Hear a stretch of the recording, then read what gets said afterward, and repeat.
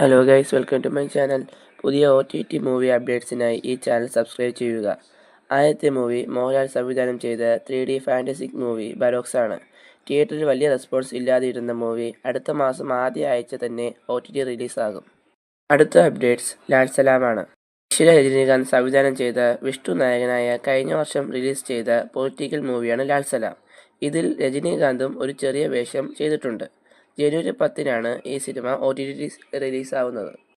അടുത്തത് അർജുൻ അശോകും അപർണ ദാസും പ്രധാന കഥാപാത്രമായ സിനിമയാണ് ആനന്ദ് ശ്രീബാല.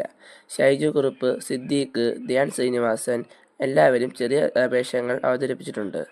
വിഷ്ണു വിനയാണ് ഈ സിനിമ സംവിധാനം ചെയ്തിരിക്കുന്നത്. ഈ മാസം 10-ാം തീയതിയാണ് സിനിമ OTT അപ്ഡേറ്റ് ആകാൻ തീരുമാനിച്ചിരിക്കുന്നത്. അടുത്തത് ആഷിഖ് അബു സംവിധാനം ചെയ്ത ആക്ഷൻ ഡ്രാമ മൂവിയായ റീഫിൽ ക്ലബ് ആണ്. തിയേറ്ററിൽ നിന്ന് നല്ല റെസ്പോൺസ് ലഭിച്ചിട്ടുള്ള നെറ്റ്ഫ്ലിക്സിലാണ് ഈ സിനിമ OTT വാങ്ങിച്ചിരിക്കുന്നത്. ഈ സിനിമ ജനുവരി ലാസ്റ്റ് വീക്ക് OTT റിലീസാകുന്നതാണ്. ജനുവരി 30-ാം തീയതി നെറ്റ്ഫ്ലിക്സ് OTT റിലീസാകും. ഇതിൻ്റെ പാർട്ട് 2 ഉടൻ തന്നെ നമ്മുടെ ചാനലിൽ വരുന്നതാണ്. അതിനായി എല്ലാവരും സബ്സ്ക്രൈബ് ചെയ്യുക, ലൈക്ക് ചെയ്യുക, സപ്പോർട്ട് ചെയ്യുക. അടുത്ത വീഡിയോ ആയിട്ട് നമുക്ക് കാണാം.